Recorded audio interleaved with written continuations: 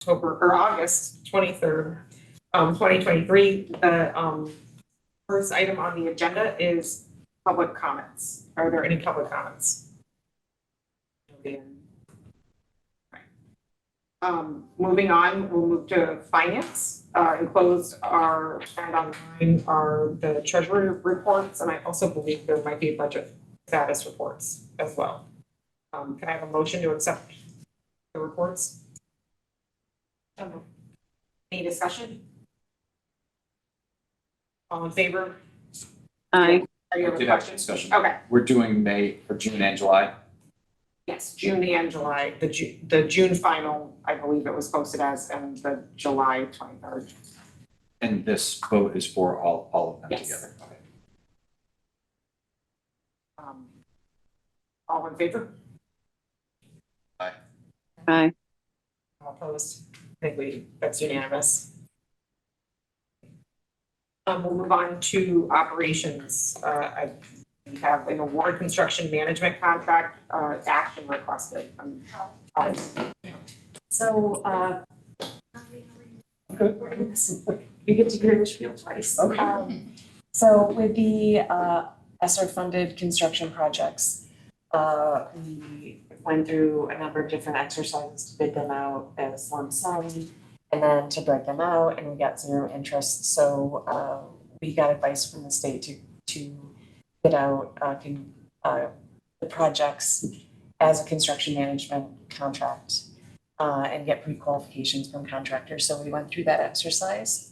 We did get one qualified construction manager. We applied for a sole source waiver with the state, so we have that procured. Basically, we're all set to go. We met with the elementary district earlier this week.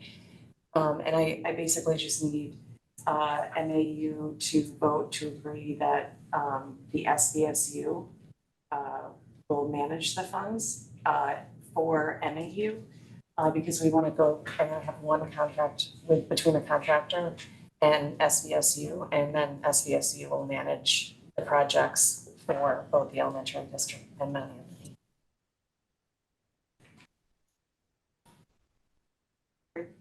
People have questions. For just because it's been a little bit, could you give us just a refresher? I know I was reading the minutes from June, and we had discussed it when once we had things nailed down where we could come and present. And so what you're requesting is the maximum, are we awarding a bid this evening? So we're awarding the contract to move forward with administration of the construction projects. And then based on what the construction manager can get for bids for each of the subcontractors, they'll get a percentage of that. And the percentage is based on how much we actually spend.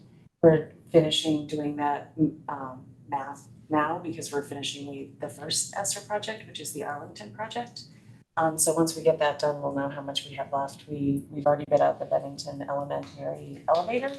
So we're starting that project here shortly. So it's just a different way to manage the projects. Instead of a lump sum, it's going to be more open book and coordination with the contractor to get the subcontractors to do the bulk of the work.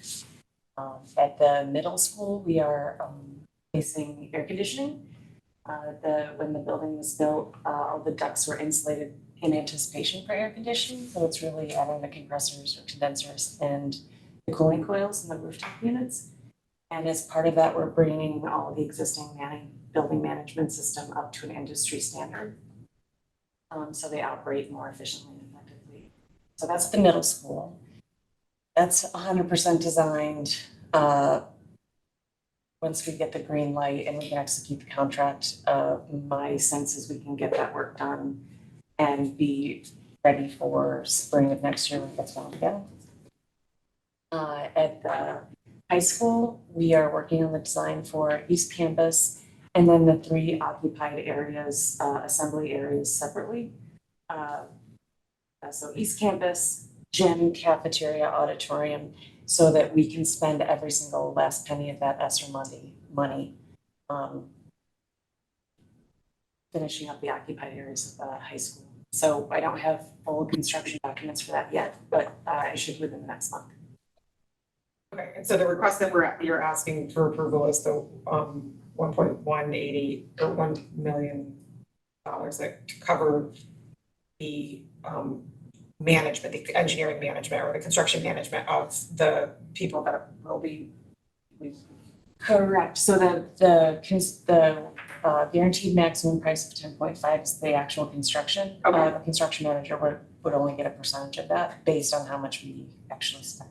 And this is for the high school or the middle school? Both. Yep. And all the elementary schools. I was just gonna move it based on what she put in the report. I was gonna move it to award the contract management,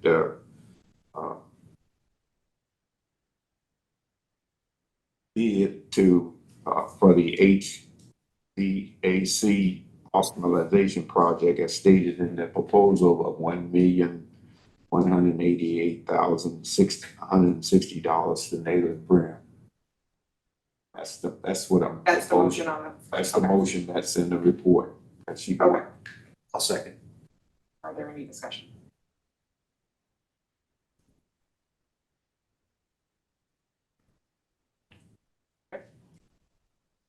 Seeing none, all those in favor? Aye. Motion carries. Best ever. Thank you. I'm gonna go work on North Bennington air conditioning and ventilation, so I'm gonna go on that round. Thank you very much. Appreciate it. So we're moving on to the minutes.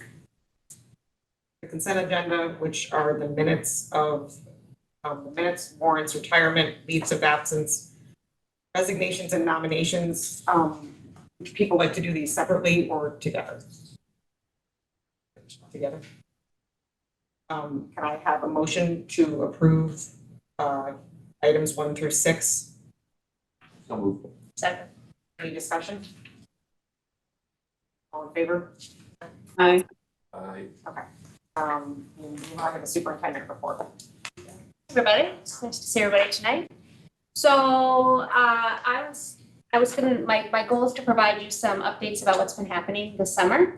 And so we actually had a focus theme for the summer called Slowing the Pace to support the decision making. And so I have 4 different little buckets to share with you. We started the summer at the end of June with a team that came together to examine and look at SVSU policies. And so I want to thank Jeremy Neal, Associate Principal at the high school, Tony Lee, Associate Principal at the middle school.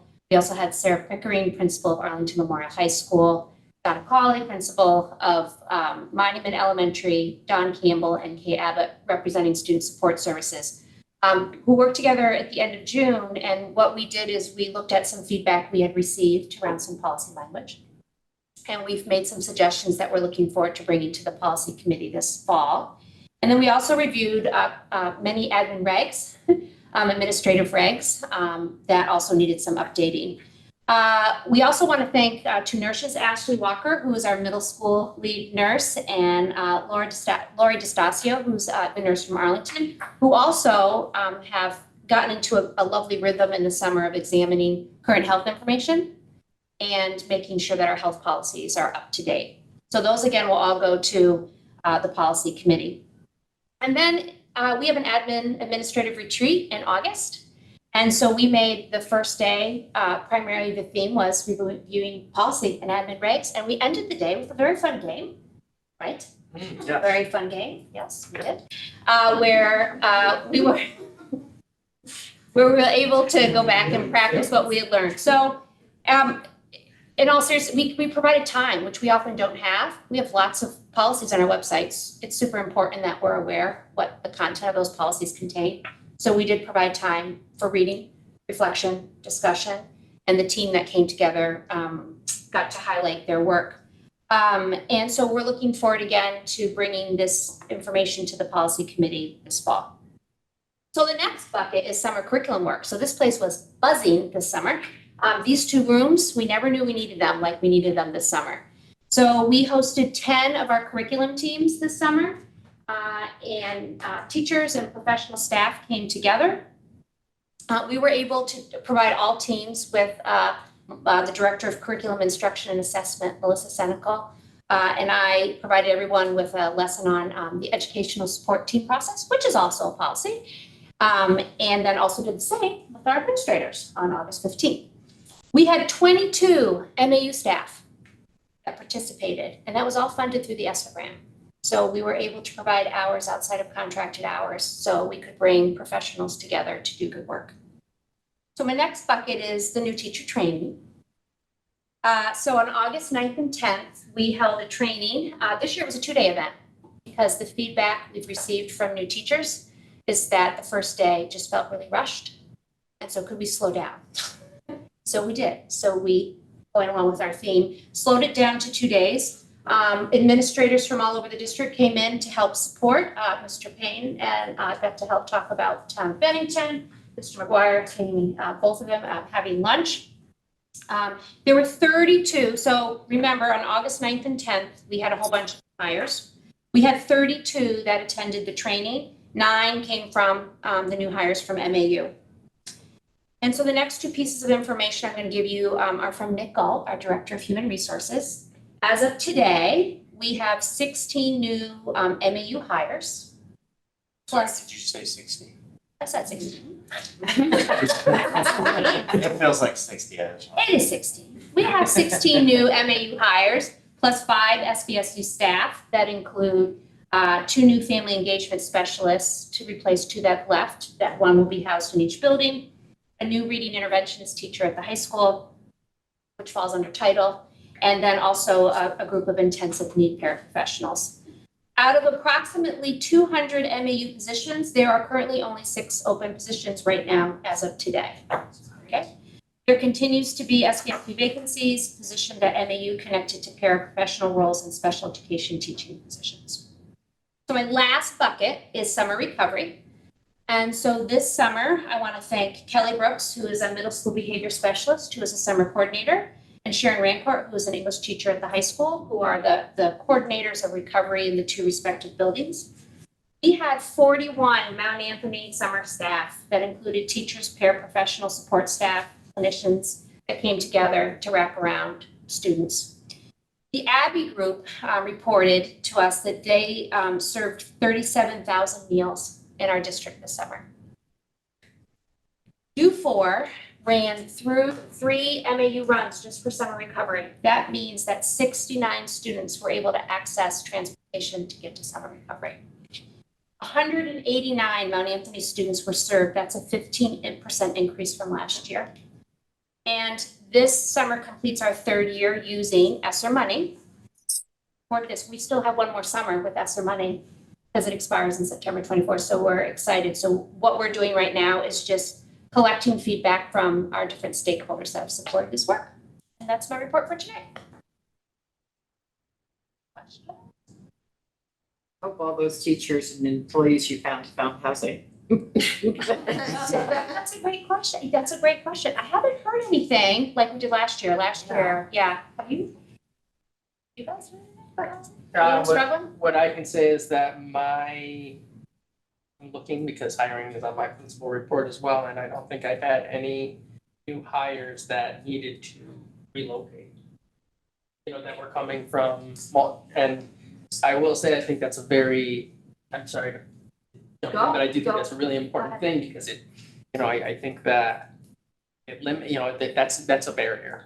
That's often a barrier. I learned that, the hard way last summer with some candidates that were very interested in coming to us, but they couldn't come to us because they literally could not find a place to live in to support their family with the salary they would make here in the community. So I do think that that's something that we should really take a look at as a school district. But fortunately, I didn't have any scenarios where someone was held up because of that this summer.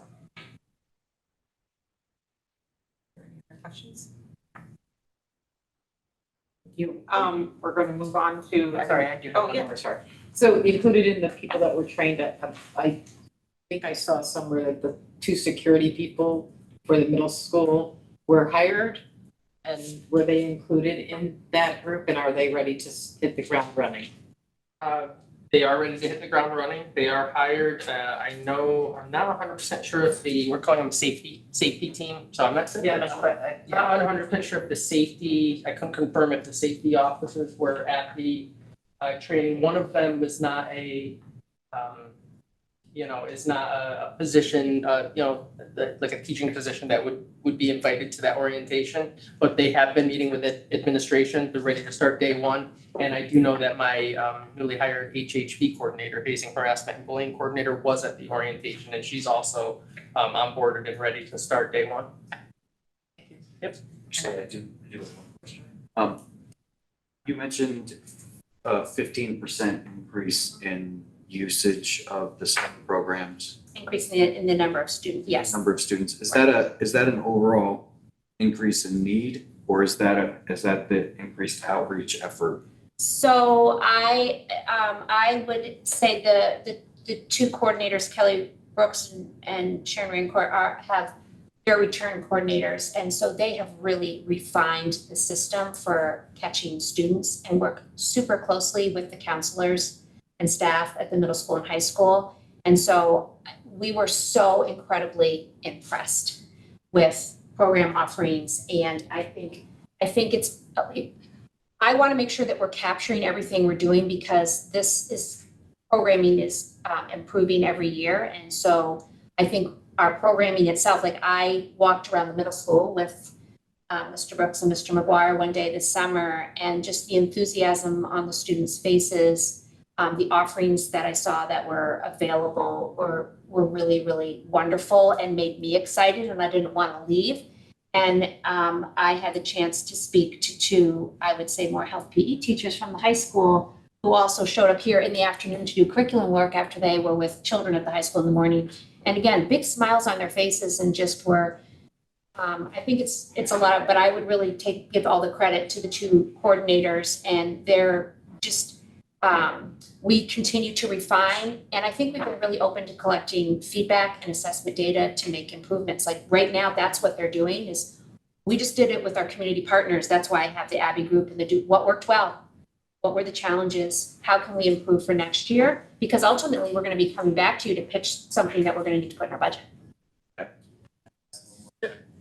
So to Scott's question, I think, to add on to that, so is it, the program was refined, so they used different criteria to select the students, like that became a little bit more rigorous? Yeah. Or was it that because of the offerings, more students that were identified were willing to participate? Great question. So I'm going to speak a little bit more globally, because all the coordinators meet together with our Director of Curriculum Instruction and Assessment, who really helps to monitor the identifying who needs the greatest need. And so working with our Director of Curriculum and Instruction and Assessment, there have been minor tweaks to that system.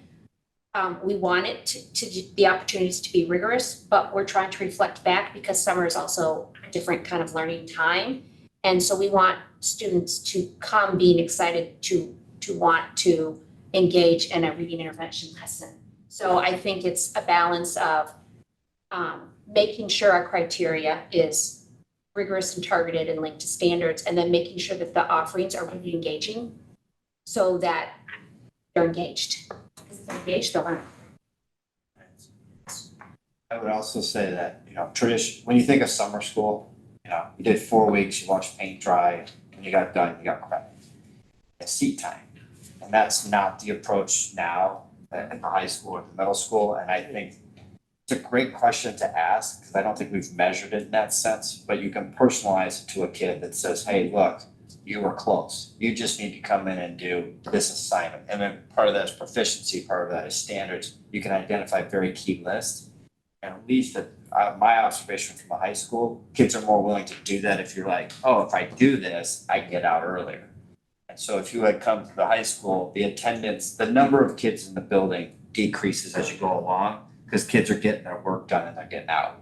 And I think that buys into, again, the old school approach. I remember when I was in the Berkshires, you missed 2 days, you were out, and kids just didn't show up. It was seat time. So that'd be a good, I don't know exactly how I would measure that, other than a user survey. Hey, did you enjoy your summer experience? But I think that has a buy-in too. So it's almost like they're not like in jail for the summer and that that they can show that they're Correct. now proficient in whatever the standard is, and then once they are, then they're no longer need to be there. Yeah, give them some ownership, and especially the high schoolers, like a detailed, this is what I gotta do, great. Because I can do it at my own pace. And I do have students who stay the full 4 weeks, and you get breakfast, you get lunch, you get to socialize, things like that, but there are other kids who are like, I wanna get out, I wanna get back to work, whatever. It also gives you a chance, and I think part of the push for us to really, part of the outcome, part of the piece of recovery was, please re-examine how you're offering summer opportunities.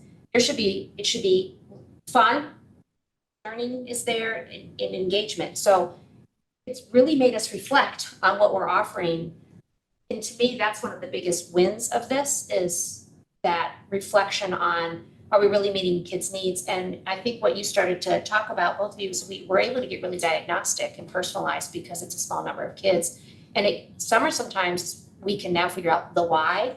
I know I talked to a middle school teacher last year after that, came and asked to speak to me after summer recovery to say to me, like, I feel like now I have a couple of kids that going into the start of school year, I have a relationship with, and I'm gonna be able to get on the right foot, and I'm gonna be able to help this child be successful. So there are these little vignettes, and then there'll also be a bigger data collection that we need to do. Yes. One other, sorry, go ahead. No, well, I was just gonna ask, it would be helpful to have, while things are fresh, and I don't know the process for requesting this in a future meeting, but while things are fresh, not exhaustive. You guys everybody's getting ready for school to start, but a one pager as to the benefits, what we saw, maybe even a quote or two from a couple of the students who participated, because ultimately it seems like a really important tool for helping these kids succeed, and giving them a leg up for the following year. And I wouldn't want that to be missed down the road when one sort of funding runs out and we have to deliberate whether or not it's worth the effort. Well, I will tell you, and I'm gonna pass this right on to Melissa Senecal because she's meeting with the coordinators to wrap up the year. So I love how you describe that ask, and so it's timely that you ask that. So Something I'm sure Kelly would, Oh, he yes, would be a awesome, lot of yeah. documentation and data from the recovery efforts, very organized, very thorough. And I'm confident that he would, help put that together, but can I just say a couple quick pieces about that too? For the middle school, our criteria, just to answer a couple of your questions about it, our criteria hasn't changed. Any student that, we had the capacity last year and this year, any student that received a 1 not meeting the standard in any domain reported out on the report card was invited to summer recovery. But the thing that Kelly does that we've done, that Kelly has taken the lead on, that really impresses me, is that we're not just offering summer recovery, we're offering ongoing recovery throughout the school year. So we're offering, we've learned we haven't done a fall recovery session because, we're getting rolling, we don't have data yet of who's behind that school year just started. But the winter, we run a recovery session, offer after school busing for that. The spring, we run a recovery session. And the idea is that we're trying to dwindle the number of students that need to come to summer recovery. We're trying to, give them that support, and we don't want to wait until the summer. We want to give that ongoing support. So we've also scheduled a couple classes that's all after school stuff that I described, the winter recovery session, the spring recovery session, summer recovery is obviously during the day. But we've also scheduled a couple classes in our school day where students can be scheduled for like an intervention recovery class. So he's really hit it at a lot of different angles, and the idea is you want to pick students up and make it so they don't have to come to summer recovery. That's the incentive, like, hey, let's get this back on track, let's get this figured out before we get to the summer. And so he's done a really nice job, I think, of dwindling those numbers, being very tactful about giving students the support they need throughout the school year in these different ways. Then summer's less of a punishment. Yeah. I mean, it becomes just, fluid. it's fluid, it's part of the. So I know you said 15% increase, and I'm not sure if you're gonna have this data, and if you don't, that's fine. But do we track like from last year, the number of kids that qualified for recovery versus the number of kids that completed or came out of recovery proficient. Last year versus this year, is that the 15%, or is the 15% strictly the number of students? Right, and this little teeny piece of data I brought, globally speaking, was a 15% increase from last year in enrollment, how many students we're serving. But I did write that down along with Scott's request. I'm gonna take that back to that team. Okay. Because these are great questions for interest, and again, going back to what you said, if we're building something, we really wanna like hone in on it now and examine it so we're aware of it.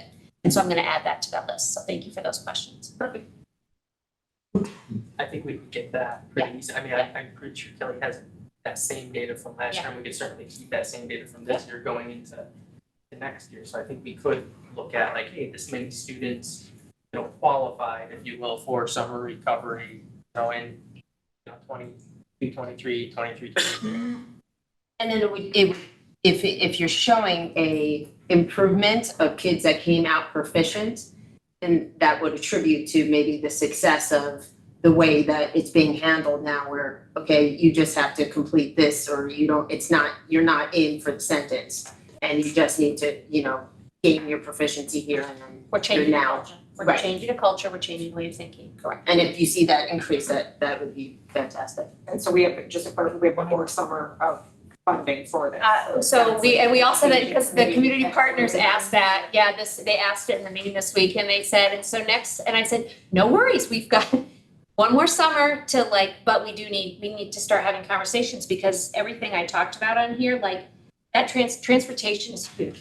I cannot get, Chris referenced it, both, Melanie, we have a bus right now, we have 2 buses during the school year now that run for access. So kids have access to clubs and sports and after-school help, and in the summer, to be able to have transportation, so that's all ESSER right now, it's all ESSER. So we're keeping track, and we're gonna continue to refine, so we can be, when we present what we think we're gonna need moving down the road, we can be very fiscally responsible, but to make sure that everyone's getting what they need. And that sounds like something to evaluate. Yeah. Pretty quickly at the end of next summer, so that we can, from a budgetary standpoint, have it go through. Oh, yes, yep, I totally agree. And I know we talked about it a little bit, the bus and recovering it at the last community, education committee.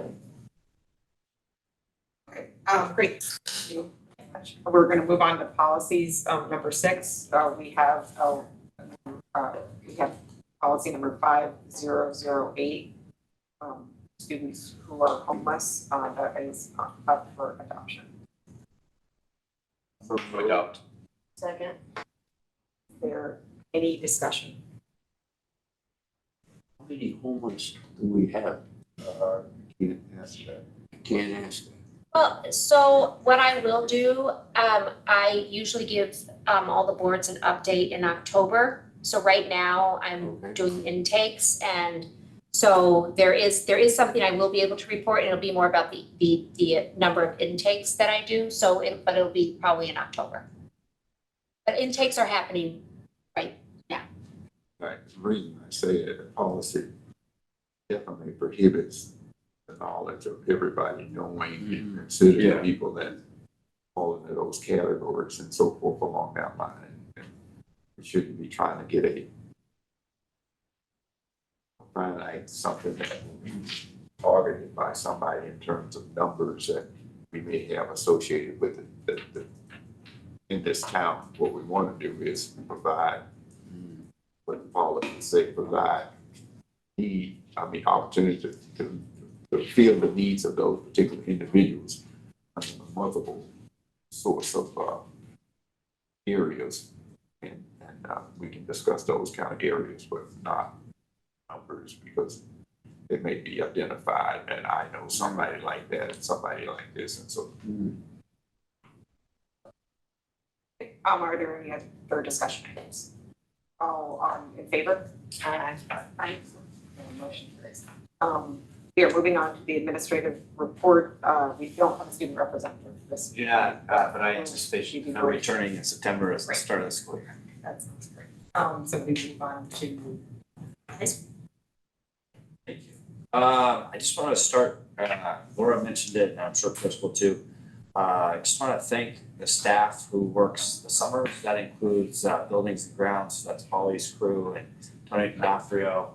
A lot of work at the high school this year, painting, light construction. I'll leave that to Holly and Tony in a future meeting to give you a building update, but they did a lot of good work.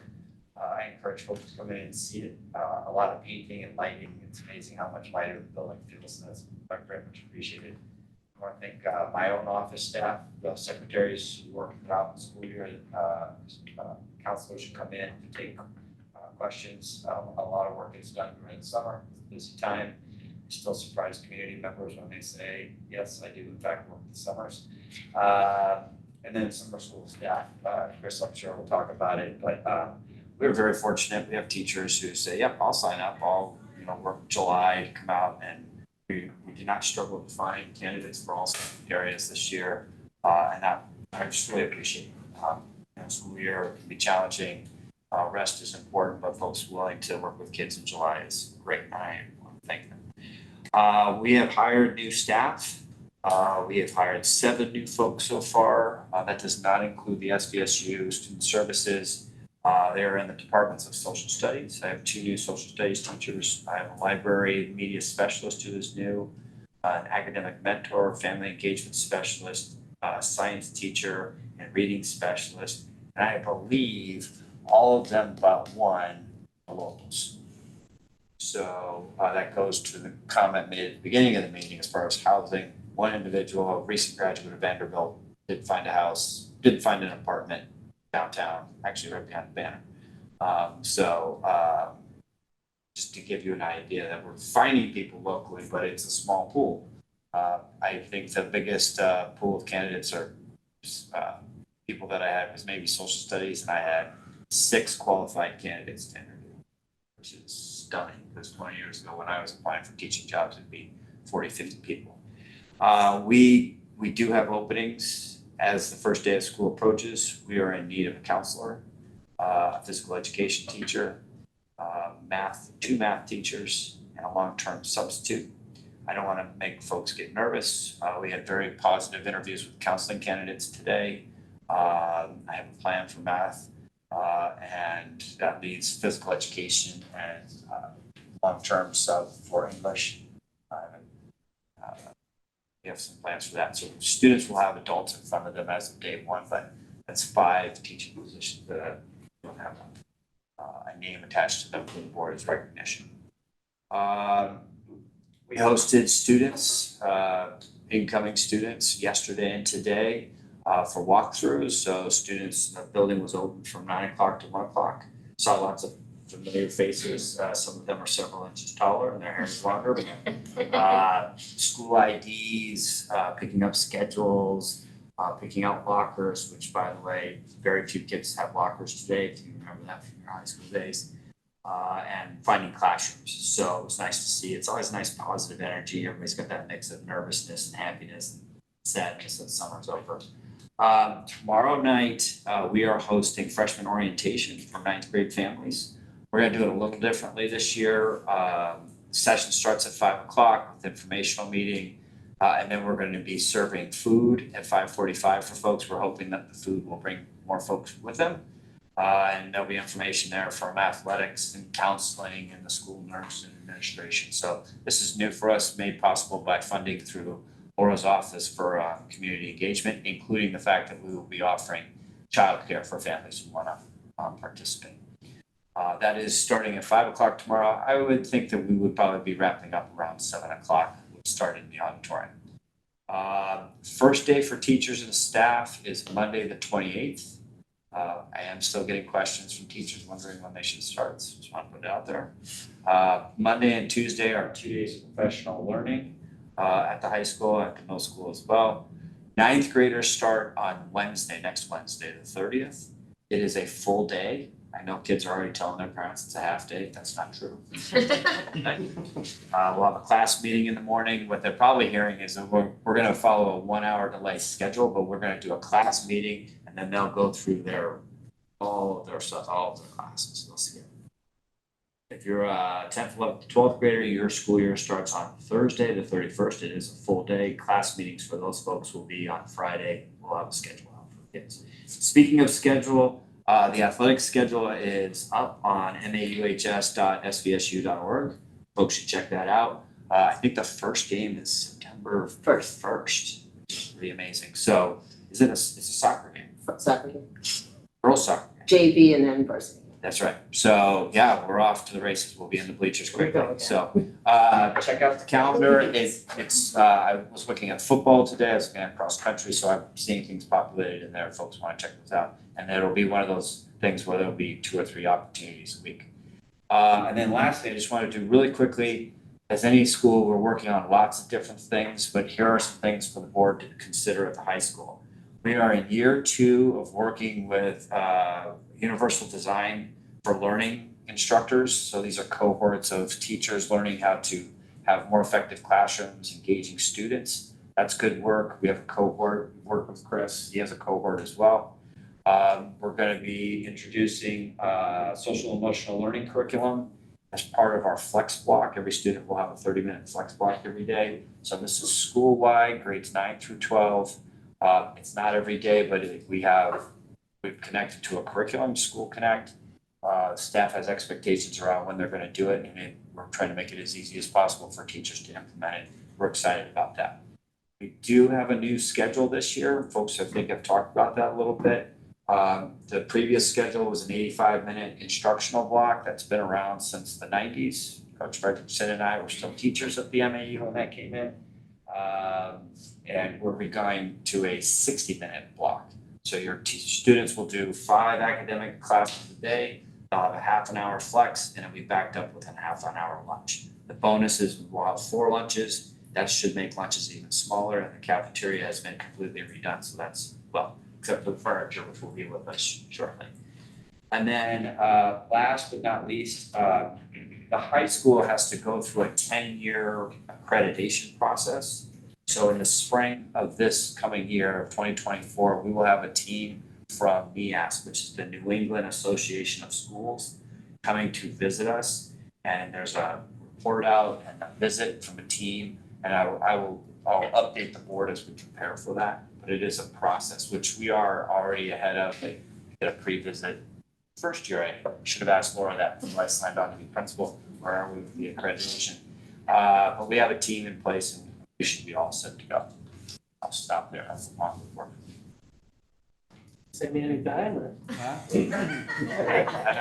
know the chair. You gotta talk to the chair, see if there's anything left. I have some questions. Sure. I went to the Battle Day Parade, a couple of people asked me, how come our band wasn't there? I didn't know the answer to that. What I can tell you is, trying to say this, we are revisiting the expectation that MAU band will march in local parades going forward. I didn't have staff available to lead that experiment, so. Second question, Sure. do we have the defibrillator? Not here, but at school, We do. okay? So we do have one in the cafeteria. Athletics should have its own standalone unit. And I believe that Shannon Tatro, who has returned as my school nurse, or one of my school nurses, she and I have a meeting tomorrow to make sure that there is a unit for athletics as well. My goal is to actually have 3 units under the roof. They're about $1,600 a piece. I think it's an expense that we can cover. Last question, Sure. I saw on the news, school outlawing cell phones, and they have a packet and this and that. Are they a problem, and what's our cell phone deal? Are you talking about, did you hear about the schools over in Albany, Delmar? They're gonna go to the system where, that was in the local news last week. They're buying into a system where when you check into school, you put your device in an envelope or a folder. I'm interested to see how that experiment goes. I think the first time $1,000 iPhone goes, you can't get it out of the bag, that's gonna be a problem. I also think that So yes, we do struggle with it at MAU. The phone is tough. I think kids spend 6 hours, 7 hours with us a day, but they live in a world where adults model it poorly. They drive with it, they walk around Walmart and bump into each other with carts because they're not looking up. So I think it's an opportunity. Our expectation is that students not have the phone out during instructional time, but at the high school, you can absolutely have it out prior to the start of school, passing period, and at the end of school. And I think on my good days, I think what we need to do is teach kids how to use it responsibly, rather than zipping it into a bag. I wish Del Mar the best of luck. I'll watch and see how it goes in the news, but I think it's just more infrastructure that someone's gonna have to monitor it. You're gonna have to hire someone to collect 900 of these and put them in, because I would think that more than 50% of our kids are carrying a phone. Most of them carry a nicer phone than I have. I just think it's, I can't imagine how I would load 900 kids in the morning and get all their phones off of them and get school started. And the second one goes missing, it's a huge liability Oh, yeah. to school, So so. what generation iPhone are we on now? 14, 15, I don't know, 7? Comes out next week. What is it? Is it a 15? Yeah, so I'm interested. And the other thing is schools have talked about creating, and there are devices that you can do that'll shut down the Wi-Fi. But that can be problematic as far as coverage of buildings. Our building is cinder block, and it struggles to send Wi-Fi out to control Wi-Fi, and that would be struggles too, so. Seems like service is only getting worse anyway, non-Wi-Fi service. Yeah, so I think yes, it is absolutely a challenge at MAU. But I think the more, at least practical for us approach is to teach kids to model kids how to use it. And we talk about it, we have class meetings now every month, because I feel like we need to practice on how to assemble and behave and, cooperate and all that. And one of the things we talk about is let's put this away, like you're at the theater, you're, watching a performance, you can do that. Of course, I don't know if that's a good example anymore, because I guess the kids are throwing these at performers now, so. That's a thing, I guess.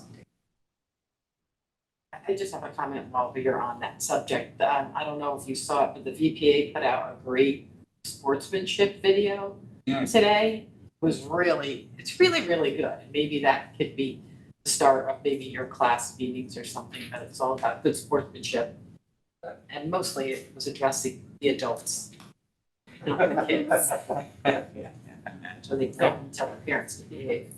I was gonna say that the policy design is just like Tim explained it just now, and we consciously did that. And the learning piece was in there for the teachers and administrators to manage the kids, the teachers, because we realized it was a problem many years ago, and that we wanted to have that, those devices learn how to be used for educational type of purposes. It's the way the policy was addressing those kind of things. And the teachers has the right to say, we're gonna use them for that purpose, or we're not gonna use them at all. Yeah. It's the way we design the policy and so forth to take care of that. So it's been there for many years, and then the last time we updated it was all that in the policy. Sorry, go ahead. I have a question about the sports schedule, but if you have something on what we're talking about. Oh, no, I mean, just because you mentioned the sportsmanship video, I just, are you familiar with the anti-bullying group, Sweethearts and Heroes? I can maybe we can bring it up in another meeting or something like that, but it's just like, I should have brought it up at the end of last year, but I covered them in like May, and they came to MEMS, and it was, I don't know, I don't want to be politically incorrect, but a lot of anti-bullying seminars can kind of, God, can we get through this? Like, they weren't like that at all. They were very engaging, very pragmatic. So it's, I don't know what their price is, but I know we can, talk to the numbers people, and maybe we can get some grants and stuff like that. But they were awesome, basically, and they engage with teachers too. So it's just something to consider. But maybe we can get that on You can maybe put that on the agenda for the next step. Yeah, I just wanted to bring it up since it was the end of this. I know you mentioned that, the schedules on, the MAU athletics site. In past years, there was also digital sports. That hasn't been updated yet. Is that gonna be updated? Cause I just wanna know which to Good monitor. question, because I know that the athletic director's office has been working on a website update, and what I navigated this afternoon was for myself. I went to SVSU, went to the MAU page, I jumped on the athletics tab thinking that's probably where families are gonna go. When you hit the calendar, it does go to a different, it's not an MAU page, but now I don't remember off the top of my head the title on the top of it. Yeah, so when you go into the SVSU, that it does give you one calendar and you can look at it, and that is updated. Okay. But the digital sports, like this one, it looks like this. Okay. That isn't updated, and this is the one where you can have alerts come to your phone, like if the bus schedule, transportation changes, or the venue changes, or the date changes. So I know a lot of parents use this, and I've gotten a couple of questions about it already, and it's not updated right as of now. So I just wanted to, if we have a different location for parents to go, I think we may need to communicate that, because the digital one is the one we've been using for years. And if we're changing it, I think we just need to let the parents know. Understood. Do you see what the website is called from right there? Arbiter. That one's called, Arbiter Sports is the one on, That's the one I like. SVSU. Yeah. This is called, digitalsports.com. I lost the question.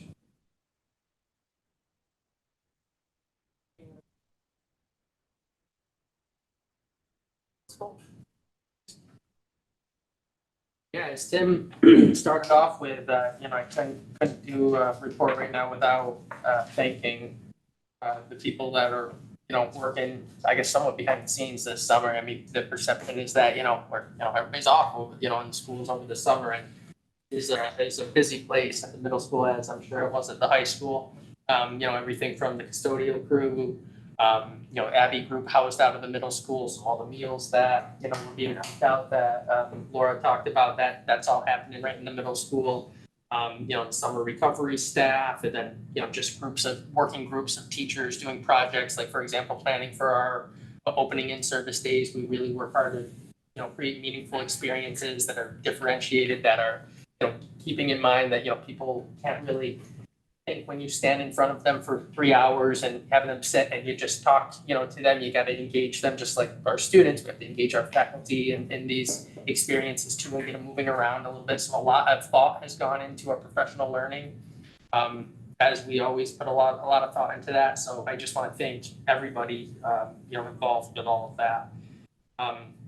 And I will just take a moment to, again, touch base on Kelly Brooks for summer recovery. I know we talked a lot about that already, and I would like him to have an opportunity possibly at some point to come talk with the board a little bit, possibly with Mrs. Rancourt as well, and I'm sure he would, be excited to sit down with Mrs. Senecal and kind of take a look at the data, work on some of that for you guys. When it comes to hiring, there's a lot of hiring. The list looks very long. Of course, the MAU board was gracious enough to approve 4 new positions for me this school year. So the list looks long, but this is including those 4 new positions to the building. So I'll start with the MAU positions, then I'll touch upon a couple SVSU that will be housed at the middle school. So I've hired a literacy coach after having that position vacant for all last year, and kind of leaning on some other staff members to pick up little projects to kind of keep the literacy momentum going. So I'm really excited about that. I have hired 3 new math teachers since the spring. Of course, some of those hires, started in the spring, but 3 new math teachers to start the school year this year. There's no real wood around. I'll use this. Knock on wood, I have a full math department this year. That's more than I can say all of last year. And I don't mean that jokingly, I mean that seriously. I've hired a 6th grade science teacher, 2-person security that work calling a safety team, school safety team. So they're hired a hazing, harassment, and bullying coordinator, hired a makerspace supervisor. In the process of hiring a makerspace supervisor, I should say, but information's over here that would, will hopefully be moving along. And so those are the MAU specific positions.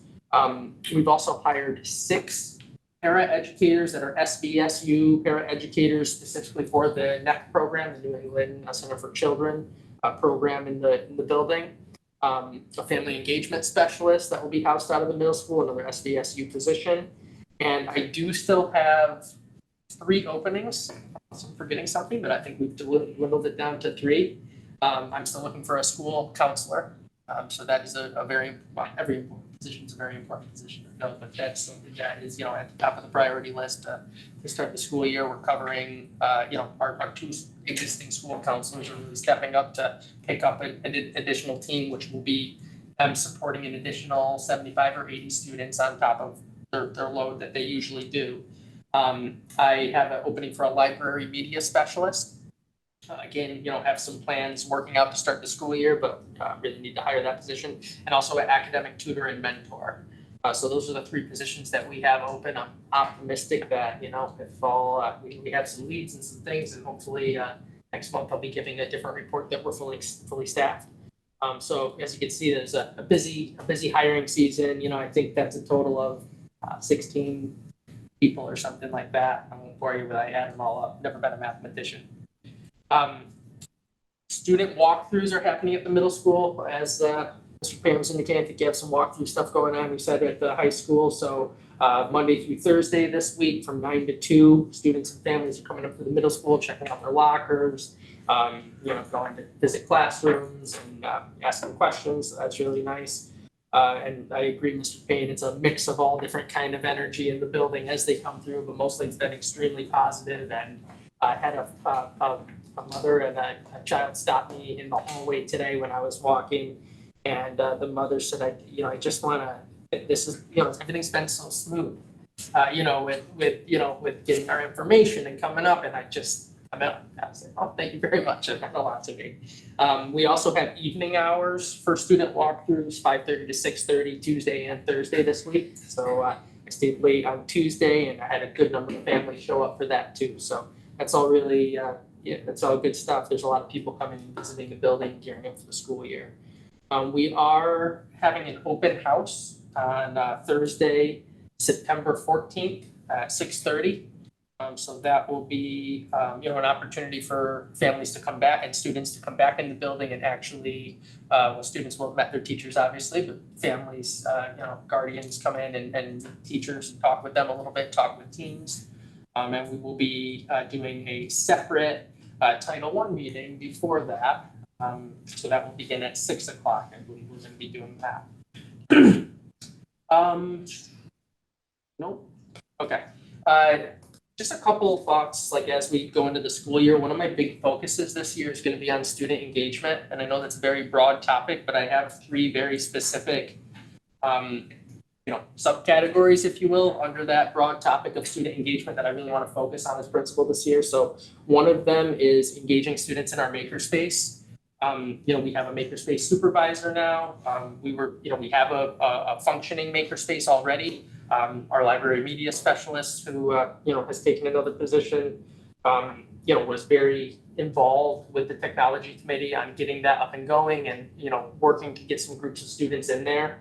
I think that it can be an intimidating space for a teacher to bring a class of students. There's a lot of different materials. You have to know how to engage your students in that space. So I'm really excited about working with the makerspace supervisor to work on scheduling in the makerspace, work on, keeping up with materials and inventory in the makerspace, and also just working with teachers to take a look at their curriculum to say like, hey, how can you teach that in a different way here?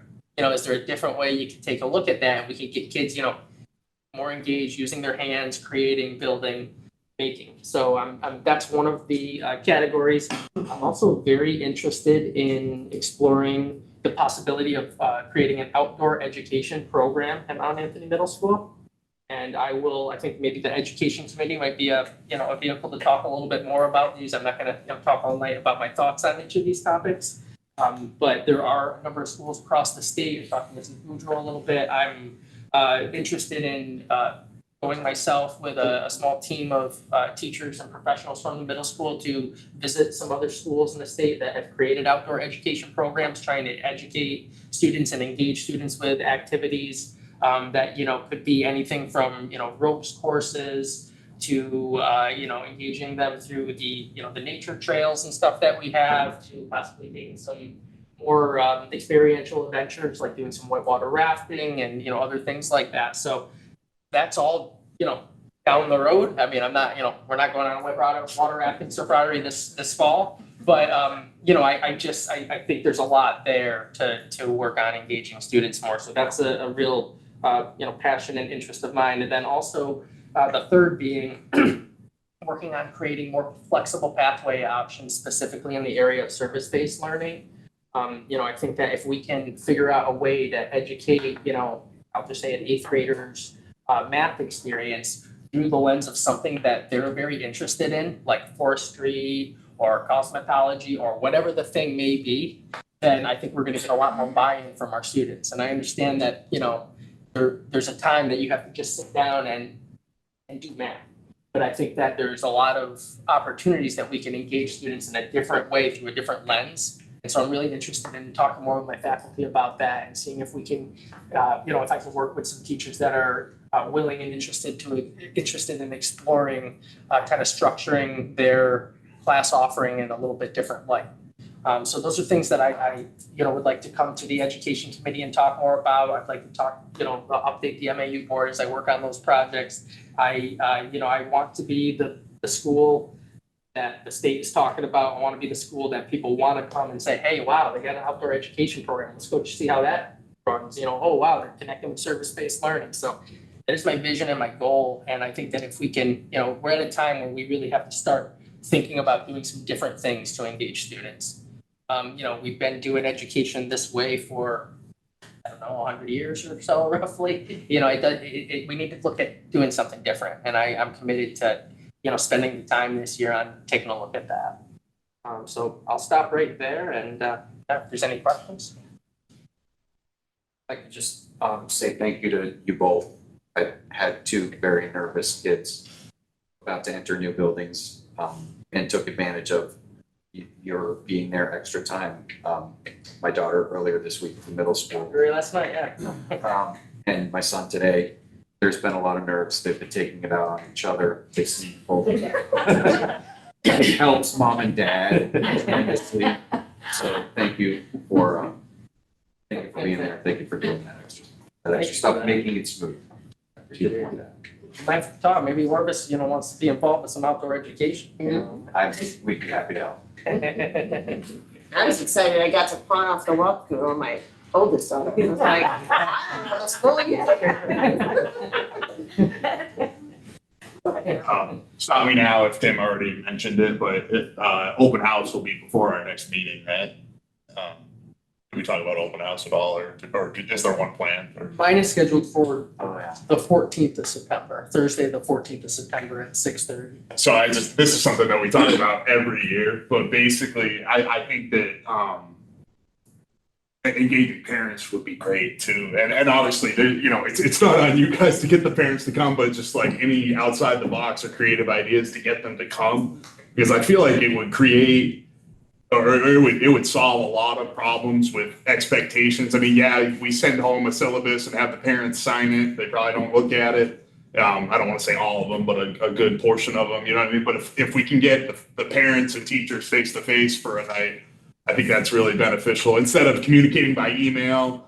And it's like, you get, I don't know, it's the same thing as social media, right? There's a lot of animosity when people are behind the screen. You get face to face and you just have a normal conversation like human beings. And so I don't know, it's just I don't know what the plan could possibly be. I don't have any great solutions, but if we just mark it and blast it out there by email a million times, like, hey, open house, like, let's get there, Maybe even say some of those things like, hey, let's get, COVID's over. Let's get some face-to-face interaction going again. Because just speaking as a former teacher, I think that would have solved a lot of problems, like it would. So you missed Tim's portion, but they are doing some really new I said ways. stop me if we already talked about We it. didn't talk about orientation, I mean, it's just freshmen open, like, we didn't talk about open house, it's just freshman orientation, and I think the way they're doing it this year is different than in the past, and it sounds like you guys are doing stuff to try to really get the parents to come, offering daycare, food, that kind of stuff to really bring the families in, so it looks like we're on our way. But it's a good reminder too, because, so tomorrow night is ninth grade orientation. An invitation goes to every ninth grader. We ask parents to RSVP for a head count and things like that. And I'm coming. But we will also have a traditional open house on Thursday, September 21st, which I think is the day after our next board meeting at 6 p.m. That will probably be stock and barrel, what you've seen before. If the orientation goes well tomorrow, then perhaps that's the changing of, going forward. But, Maybe that's something that we could take a look at doing more too, if you have some success with it. Yeah. We are usually lightly attended at the high school level. I mean, we've got, those with high school kids are like, I'm not taking you to school. Yeah, I mean, you know what I mean though, right? Like, instead of 3 weeks in, we're like, yeah, I met your kid and this is the expectation, say 2.5 months in, or really 2 weeks before grades are due. Like, why is my kid failing? It's like, I could have covered this, Yeah. We will have an open house though, and I did not mention that in my report. Thursday, the 21st of September, 6 p.m. And I'll remind you. The value of those face-to-face interactions and discussions, I mean, it just kind of bring down the barriers and the comfort level, and increase the comfort level of doing that email exchange and making that phone call and, both ways, from parent to teacher and teacher to parent. So, I mean, I agree with you on that point. The face-to-face interaction is, I mean, that's why I often get off, the computer and take a walk down and talk to my staff rather than kick the email, because then you can have that. Yeah. You can have that interaction, that question, that answer, like, doesn't come off wrong with the tone, So, yeah, I mean, there's certainly something to be said for that, and I'm happy to hear from your successes hopefully for this orientation. And I think it's tough when you get for the open house. I think it's different when you're a freshman. Yeah. Like, I'm a super engaged parent with my kid, but I don't find the need personally to go to open houses, so I don't, Oh, yeah. So it's like, just because so I think that there's a little bit of both, you know what I mean? Like, I think, because they're high schoolers, so like, Yeah. you kind of get to the point where you're kind of letting go of the apron strings and kind of letting them go on their own, Well, that's fair enough, but to your point, like, how can I get you to come to open house? Like, what would actually motivate you to come? You know what I mean? You're on your own, because poor Kyler, I was following every single class, every single teacher, and he's in high school, so. Yeah, I mean, she's just like, I'm like, do you want to go to open house? She was like, no, I'm good. I got everything I need. I don't feel the need to go. And I was like, I can't make her. So, I mean, I could, but what's the point? And so I think it's like, I think I think maybe if there's like presentations potentially that kids may be interested in, then that might get them there. I think it depends on like But what. isn't the point of it so that the parents meet the teachers and to see what the day in a life is for their kid? Yeah. That's why I go. That's what I went Yeah. for, and, my daughter came with me, my son's like, I am not going. If you wanna go, you can go, so I did. Yeah. Yeah, again, I think it's not necessarily I guess that's my point. It's not necessarily a disengagement thing Yeah. if you're not attending. It's just No. I mean, there's a million different reasons people don't come to them, including, the kid just didn't give the syllabus or whatever to the parent, but like, I don't know, is beards and glasses available? Let's have a concert. And then the teachers can give a presentation. Like, have some music, have some Parent night out, make it like a.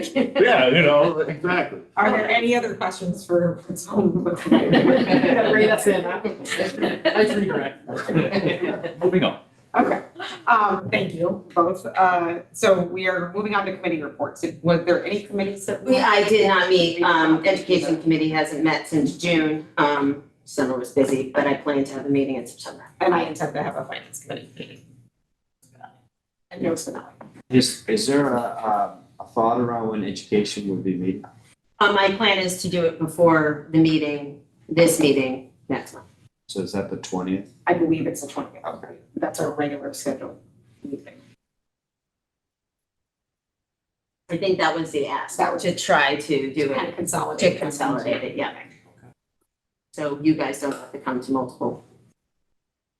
And policy didn't meet either. Policy didn't meet, but we are planning, at least the school board met. They were doing the summer review, and they have about 11 11 policies that they reviewed and probably made some tweaking and so forth along that line that we have to look at.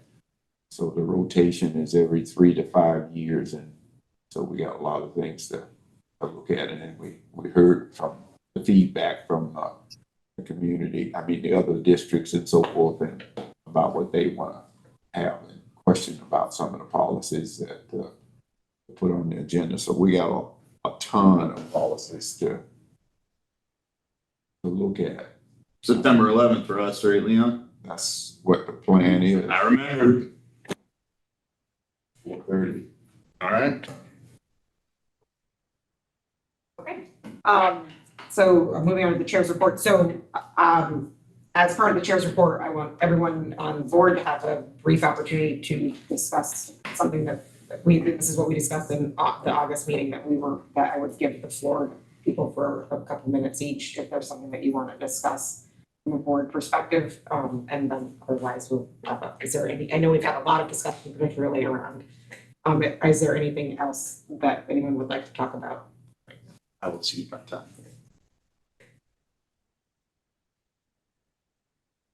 No? Wendy, I just want to check in. Yeah, I mean, we had talked previously about moving the district towards looking at our bullying policies, and I know that they talked about that previously, but sort of separating bullying out from racism as being something that we should look at. Have you guys talked about that yet, Stephanie? We haven't met since the last meeting, in June. We did have an item on that we were going to discuss for this meeting that we will be putting on the next meeting's agenda in September, which I just felt like with the start of school, there was a fair amount going on for the administrators to show up. But there was a couple components to that, right? There was the discussion around the combination of like the bullying and the hate speech. But I also think that there was also a discussion that we wanted to have with respect to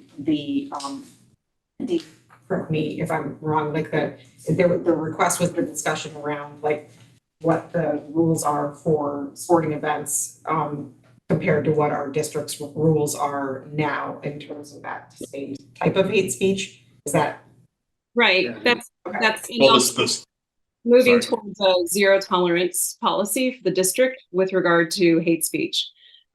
Something separate that I just heard about on the news recently is that there's a district in the area that's developed, I mean, it's symbolic, but it's they've agreed to not ban books, which I think is a great idea.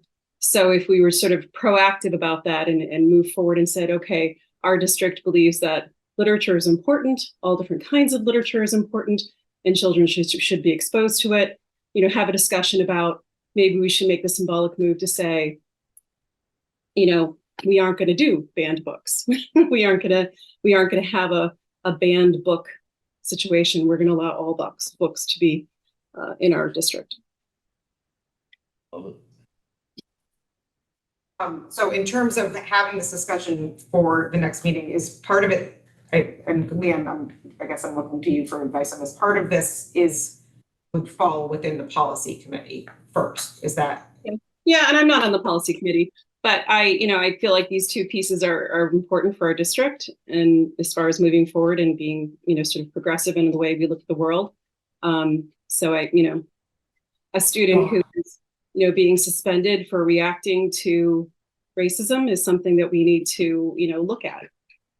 That's all. I agree completely. I guess I was just looking for, It's not a policy issue by itself. Okay, so it's a board It's discussion It's first. a school issue, and it's an administrative issue Okay. to talk about in terms of doing that. so we can provide feedback, but there has been no interest in trying to censor things in this district that I know of in this state. We plan to be prepared for the next meeting to discuss the administrative regs relating to the hate speech versus the steps in the disciplining in a hate speech scenario versus physical violence. I believe that was that was. Yeah, or regular bullying, like name calling isn't hate speech motivated. Okay. And then also just from my, so if I have like just a brief moment, the other thing I want to make sure that we're aligned with the start of our sporting events that we are following the policy in terms of hate, the VPA's policy in terms of hate behavior on fields, right? Every athletic event starts with a statement directly from the VPA. As a member of the VPA, you're required to state that expectation. Dave, what you said, it was actually the sporting event, like our schools, we weren't actually meeting the same standard as the sporting events, right? So That's where the conversations was born. And would that be a good topic if we're talking about just bullying and adjusting potentially the policies? Would that be a good time to talk about what Tori was talking about in terms of opportunities to get in front of the students about or change the, provide training, whatever the organization. Yeah, I'll explain it better next to you guys, or you guys can just read my article. Yeah. No, but it is a great organization, and okay, yes, that sounds like a great. Is banned books, because that's a great point, Wendy. Is banned books something that we would talk about at the next? Because I think that's definitely it's definitely like a movement that's starting. But has it, I don't think our state has come down with anything. No, but I agree with Wendy. I think it's a good idea to get ahead of it instead of a book comes up and then people are reacting emotionally to it. It's like, no, we already have a policy in place. Why don't we do this? The book talk I'm sorry to interrupt. There was a book talk at the what was it called? The North Shire bookstore, and there were actually people there who were banning books, and that's our area. So if there's something we can do to sort of head it off, I think that would be a great idea. Back to the other thing regarding the hate speech, not only should we train students, but we should train staff. Train staff not just to be bystanders, just to watch, but actually intervene and just speak up. That one that I was talking about, and again, I'll bring it up more at the next meeting, but they engage with teachers a lot too, which I really liked, so. Well, I think that we were, Stephanie was talking about the sports teams because there's concern about students whipping things around on the field that are completely inappropriate. And what are the coaches doing about it? Who is stepping in? Who's saying, no, sorry, you can't play in this team if you're going to be using that kind of language or treating that student in that way?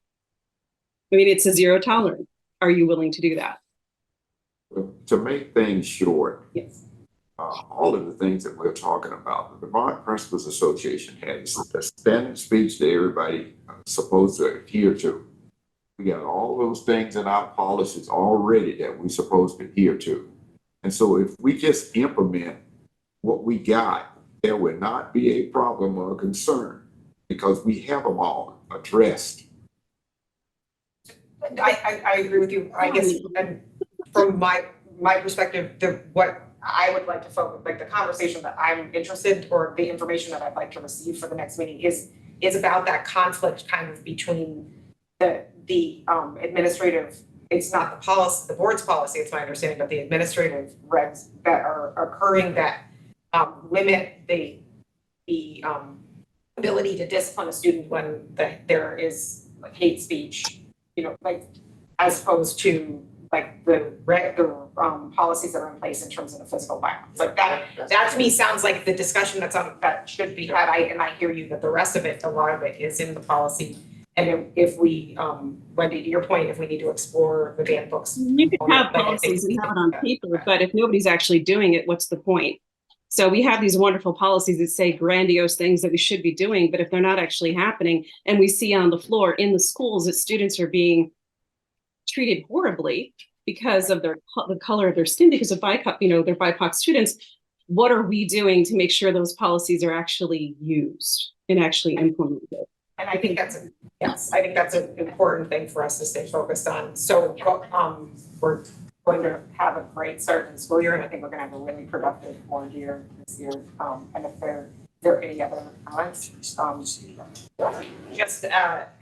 as a number 10 is those FYIs, there's the budget status report, the nominations that I signed, 3 weeks ago, for some of the positions that were posted. And the fall coaching memo is also included, online and in the packet. Yeah, go ahead. I have a question when you get done. Sure, go ahead. About one of them. That's As the fine. ball coaches, I saw some language that I didn't understand and I wanted the clarification. This both addressed for the high school, it says high school associate AD-year, middle school associate AD-year. I have no idea what that means.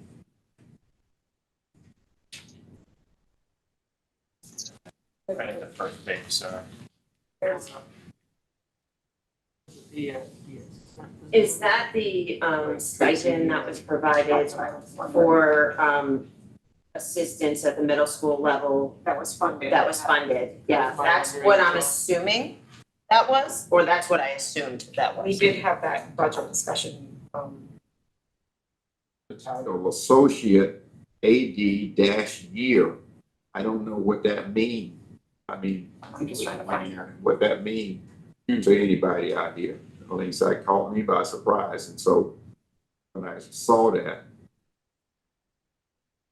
I'm just asking. Maybe I mean, because it's only if a you don't year. know, they can come back and answer that in the future, but that's something that came up new that I had not seen before. Yeah, So it is, it's listed on. Can you come back?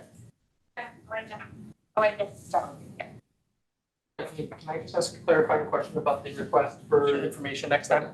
So I think I understand, I just wanna make sure that we come with what we need for the discussion. So what I'm understanding is that you'd like us to come with current admin regs and building procedures that are in place to address physical violence versus bullying, harassment, or hate speech. And with respect to hate speech. Yep. Yeah, So current building procedure / admin regs on those yeah, for and those. this is a topic that was like put on, that was indicated in the last meeting minutes.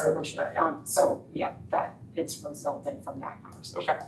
Alright, we can do that. Yeah, I think the clarification is that the problem is the question that I understood is that the administrative regs didn't really meet all of what the policy was saying, and that was the controversy thing out there. So the administrative regs should be aligned to implement what the policy have in place.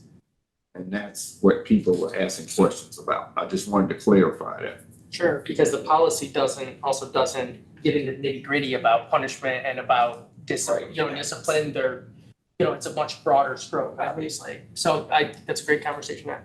I think too, it was a very strictly, it was brought up with the Vermont Principals Association, very strict zero tolerance.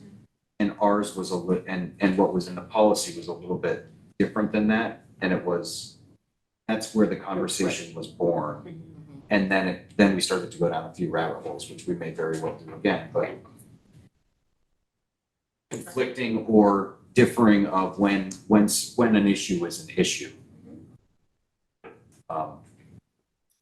Is I think where it all got started. Important topic. We'll be ready to discuss it. are there any other discussion? So we'll have an update on what the AD, just to confirm the AD. I will find out the exact, the wording for the abbreviations that are listed there. Okay. And then I also made note about the request for the next meeting. Move to adjourn. Second.